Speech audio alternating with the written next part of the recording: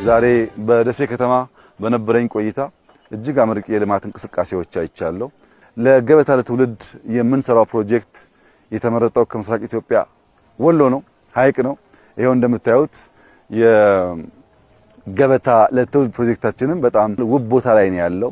ውሃ አለ፣ ተራሮች አሉ፣ እጅግ የሚያምር መልክዓ ምድርና ውበት አለ። አሁን ደግሞ በብዛት ፍሩት ተክለናል።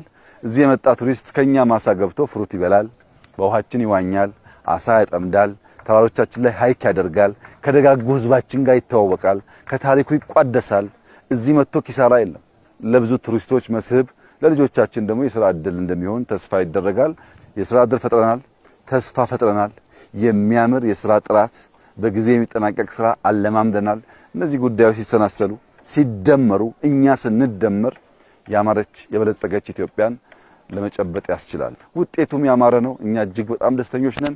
ከህዝባችን ጋር ሆነን የበለጸገች ኢትዮጵያ ለልጆቻችን እናሸጋግራለን።